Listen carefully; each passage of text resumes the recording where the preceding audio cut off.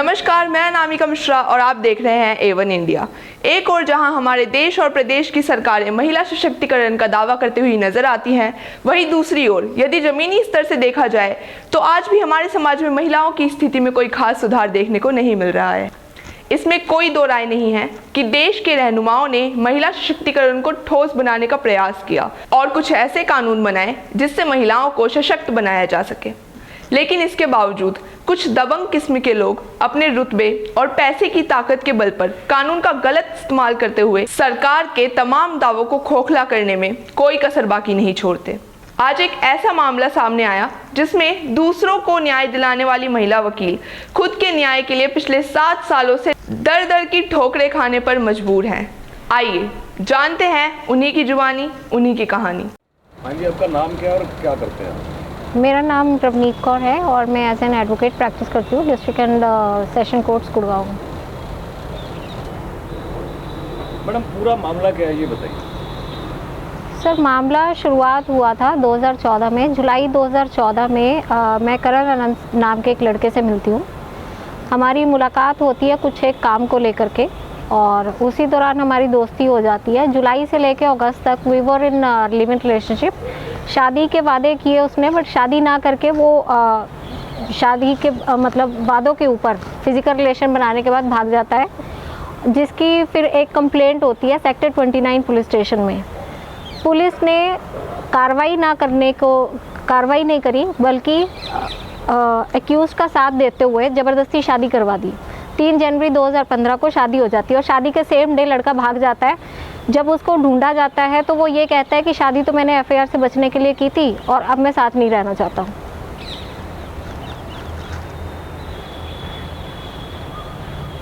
आप कुछ कह रहे थे कि पुलिस ने न्याय नहीं दिया, तो कैसे नहीं दिया पुलिस ने न्याय आपको? सर, पुलिस ने न्याय 2014 से लेकर 2022 आ गया है और अब तक मेरी जो प्रॉब्लम का सल्यूशन है वो अब तक नहीं मिला और मेरी प्रॉब्लम दिन प्रतिदिन बढ़ती जा रही है। 2014 में जब मैटर हुआ तो पुलिस ने ज़बरदस्ती शादी करवा दी। अब उसने जो कानून का मजाक बनाया उस टाइम पे, वो अब तक कानून के साथ खेल रहा है अब तक। सर, जब वो शादी करके भाग जाता है उसके बाद मैं उसको ढूंढ रही हूँ। वो मेरे को उसके ऑफिस जाती हूँ, मेरे को वो वहाँ पे भी नहीं मिलता है। हर जगह मैंने उसको ढूंढा, जहाँ उसने एड्रेस दे रखे थे सब जगह ढूंढा, नहीं मिला। फाइनली मुझे पता चलता है कि वो सेक्टर 9 बहादुरगढ़ का ड्रॉप ले रहा है। उसके ऑफिस से पता चला, उसके कैब ड्राइवर ने बताया कि हम उसको बहादुरगढ़ ड्रॉप करते हैं। तो जब मैं 2 अगस्त 2015 को बहादुरगढ़ जाती हूँ, वहाँ पे इनके परिवार वालों ने मुझे धक्के दिए, वहाँ से बाहर निकाल दिया, गेट के अंदर एंटर ही नहीं होने दिया। फिर उसके बाद मेरे साथ वहाँ पे जानवरों जैसा सलूक करते हैं। मेरे को एक खंबे के साथ बांध दिया जाता है, मार पिटाई करते हैं। जब मैं बेहोश हो जाती हूँ तो एक प्राइवेट हॉस्पिटल में एडमिट कर देते हैं। लेकिन पुलिस ने इसके ऊपर कहीं भी कोई कार्रवाई करने से बिल्कुल मना कर दिया, कोई कार्रवाई नहीं की इसके ऊपर। Attempt to murder. कैसे खंबे के साथ बांध दिया? मेरे को रस्सी से बांध दिए, मेरा हाथ बांध दिए, मेरे को बांध दिया। बिजली का खंबा था, उसके साथ मेरे को बांध दिया और वहाँ पे मार पिटाई शुरू कर दी। तो उस चीज़ की आपने शिकायत पुलिस को नहीं की?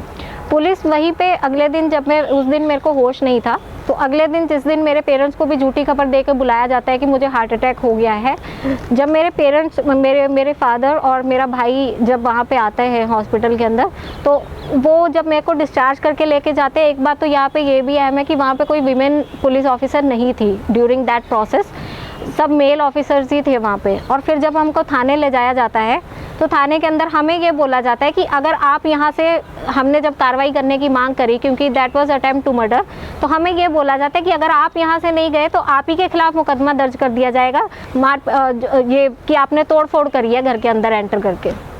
उसने क्या करा, 2014 में जो उसने मेरे साथ किया वो किया। उसके बाद उसने शादी को ख़त्म करने के लिए, क्योंकि वो डिवोर्स मांग रहा था जो कि मैंने नहीं दिया, तो उसने मेरे को प्रेशराइज़ करने के लिए हर जगह मुझे बदनाम करना शुरू कर दिया। कभी वो मेरे ऊपर मनी एक्सटॉर्शन के एलिगेशन लगाता है, कभी वर्क प्लेस पे मेरे साथ हरासमेंट कराता है अपने अपॉइंट किए हुए बंदों से। मेरे साथ फिज़िकली, मेंटली इतनी हरासमेंट हो चुकी है 2017 में, फिर इसकी मैं कंप्लेंट देती हूँ, वर्क प्लेस पे मेरे साथ हरासमेंट होती है और बाद में पता चलता है कि वो भी बंदा उसी का अपॉइंट किया हुआ था जिसने फर्जी पहले मेरे खिलाफ कंप्लेंट दी। कंप्लेंट के बाद मैंने जब एफआईआर रजिस्टर करवाई तो वो एफआईआर ये कह के क्लोज कर दी जाती है कि इसका तो काम ही यही है, ये लोगों को पैसे के लिए फंसाती है और फिर उनके खिलाफ ऐसे झूठे मुकदमे बनवाती है। हालांकि सच ये है कि वो बंदा उसी का अपॉइंट किया हुआ था जिसका पता मुझे बाद में चला जब मैंने एविडेंसेस देखे, और पुलिस भी इस पे उसका पूरा साथ दे रही है क्योंकि कुछ एफआईआर थी, जैसे सेक्सुअल हरासमेंट की एफआईआर की अगर हम बात करें तो these are the guidelines by the honourable supreme court of India that no one can access to sexual harassment FIRs. Basically the victim ID should be anonymous, but police ने उसके साथ मिलकर वो एफआईआर्स उसको हैंड ओवर कर दी जिसको वो unauthorised वे में ले करके अनऑथराइज्ड वे में यूज़ भी कर रहा है as an evidence against me. अब आपकी क्या मांग है? सर मेरी मांग है न्यायपालिका से, प्रशासन से, सरकार से कि जो करण आनंद और उसके परिवार वालों ने और अब जो उसके साथी साथ में मिलके मेरे को सेक्सुअली हरास कर रहे हैं उनके खिलाफ for abuse of power and process एक एफआईआर दर्ज की जाए और जो कल्प्रिट्स है, जो अक्यूज्ड हैं, कानून का मजाक बना रहे हैं, उनके खिलाफ सख्त से सख्त कार्रवाई की जाए और मुझे न्याय दिलाया जाए।